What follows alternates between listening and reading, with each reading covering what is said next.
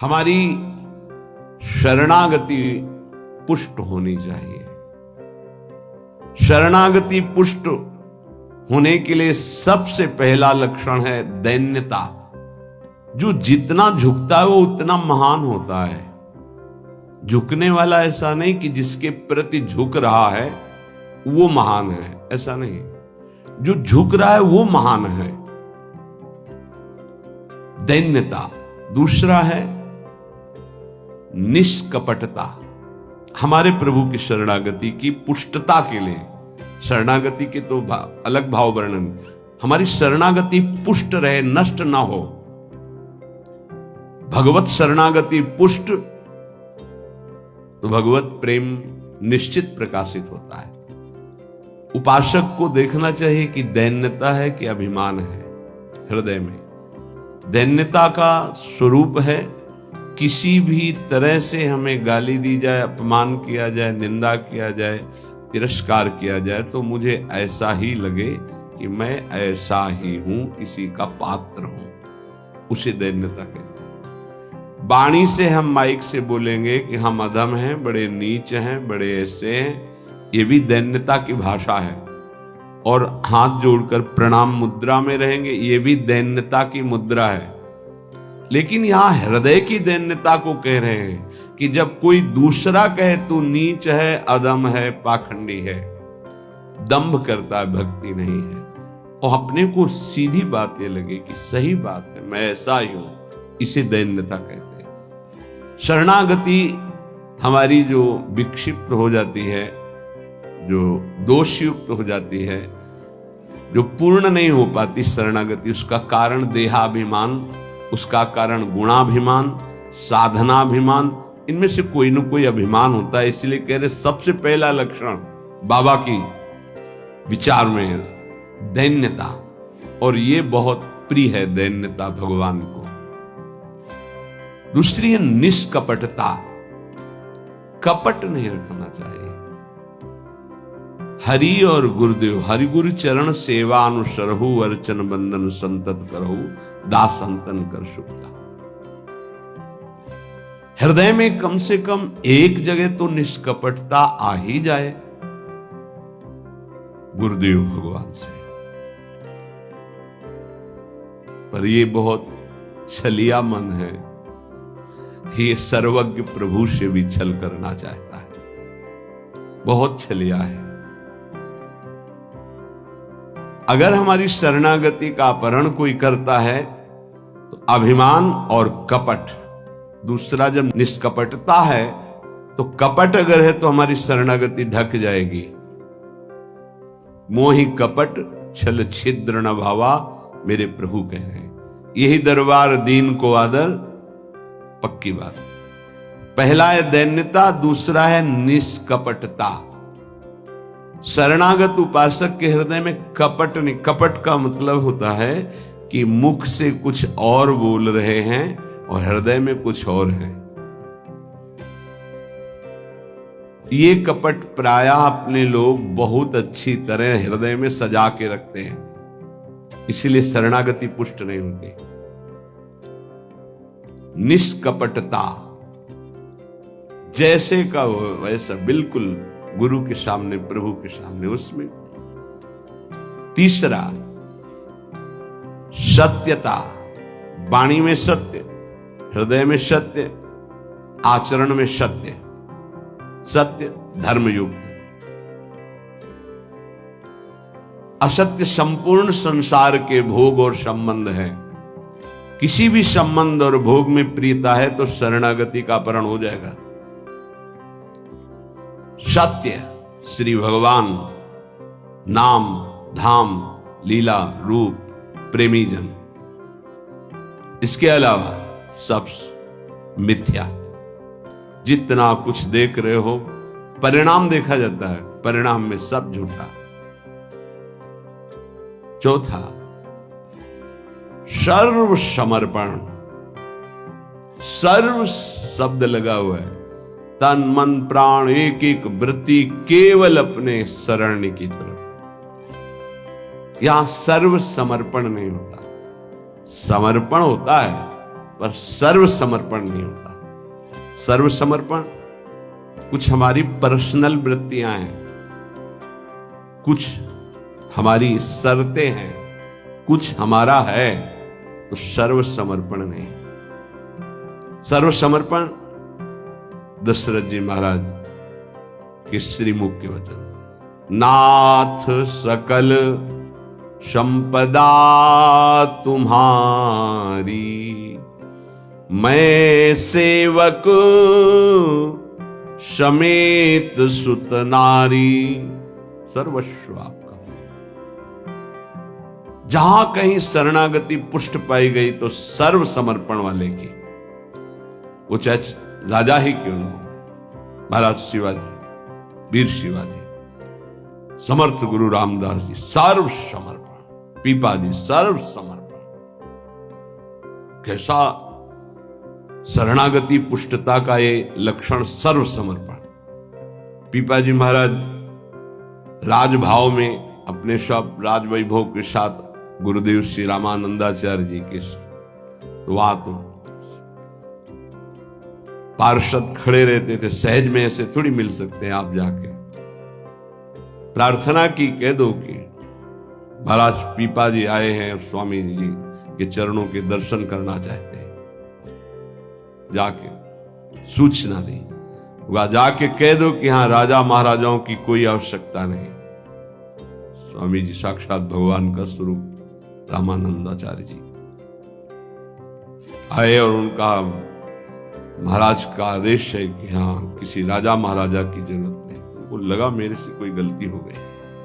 अच्छा, समस्त राज सैनिकों को, राज पोशाक को, सब एक साधारण को कहा कह दीजिए कि नीच पीपा दर्शन करना चाहता है श्री चरणों के। अधम पीपा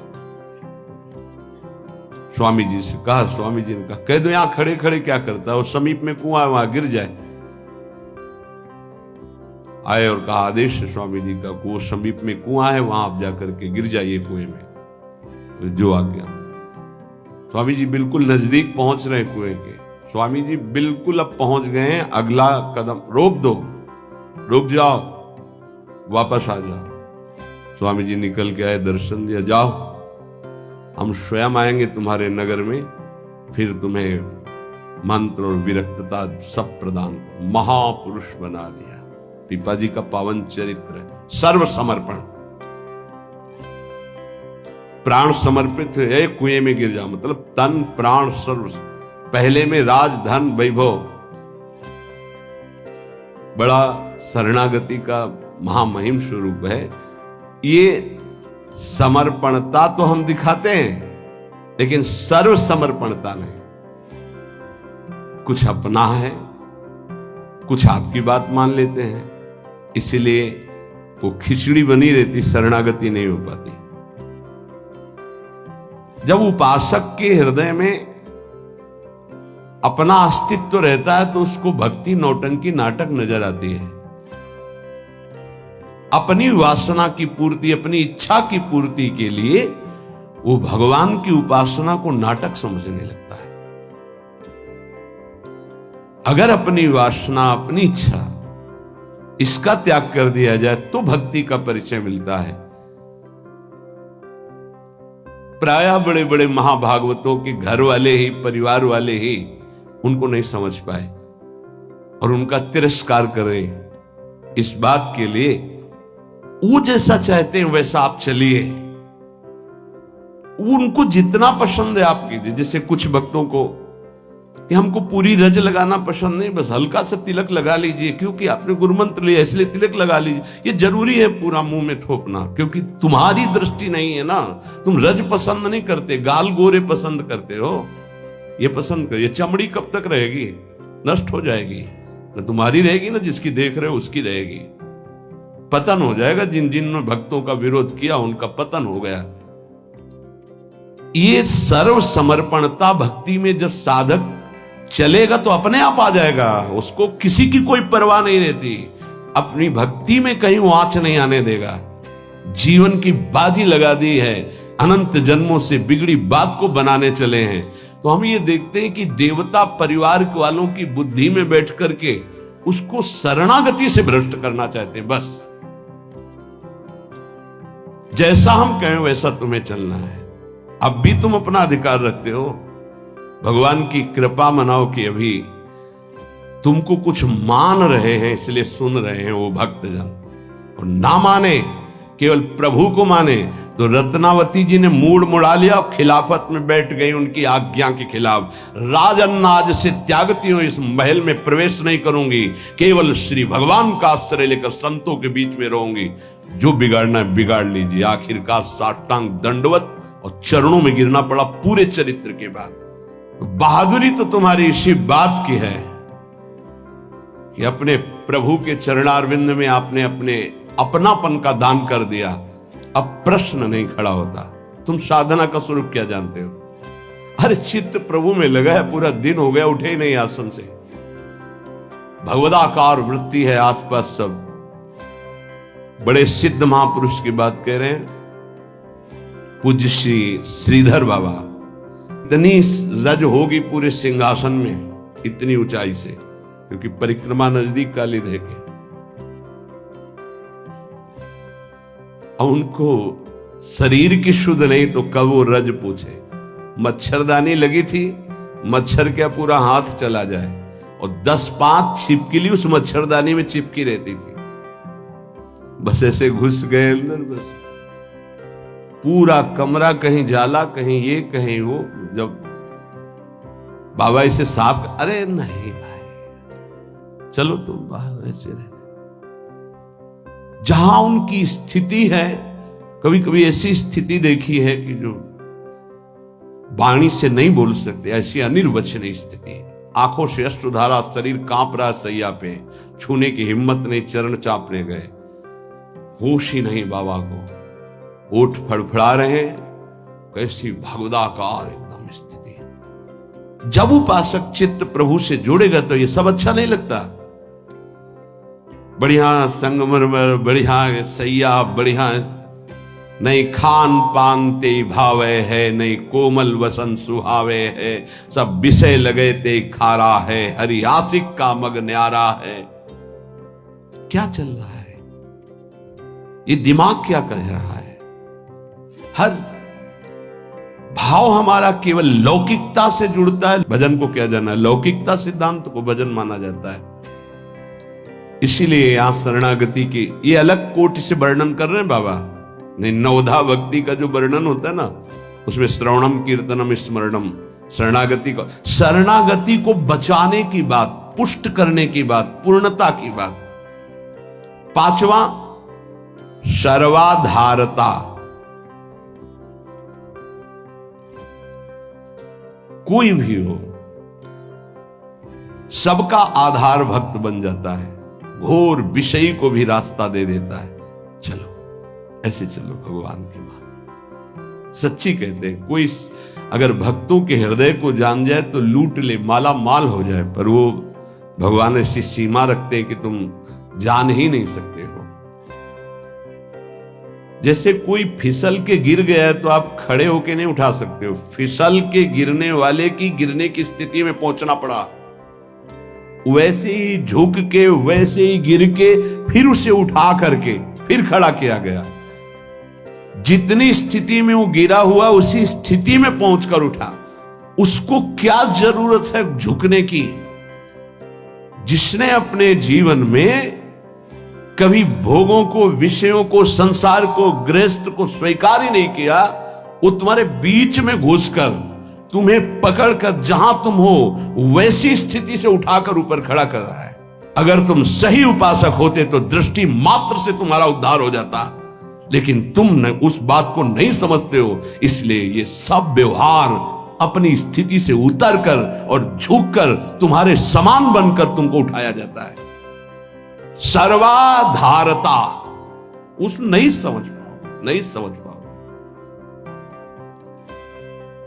काम से, स्नेह से, भय से, क्रोध से, द्वेष से, किसी भी तरह से वो जुड़ जाए केवल तुम्हारी वृत्ति उनसे, वो संभाल करके उठा करके सच्चिदानंद में जोड़ देंगे।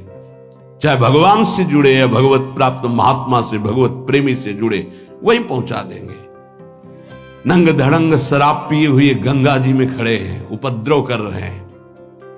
नारद जी महाराज के सामने अभद्र स्वरूप में खड़े। ये पशुता तुम्हारे अंदर केवल धन वैभव के अभिमान से आई है। तुम कुबेर के पुत्र हो, ये हालत तुम्हारी। जाओ, मैं तुम्हें शाप देता हूं, तुम वृक्ष योनि को प्राप्त हो जाओ।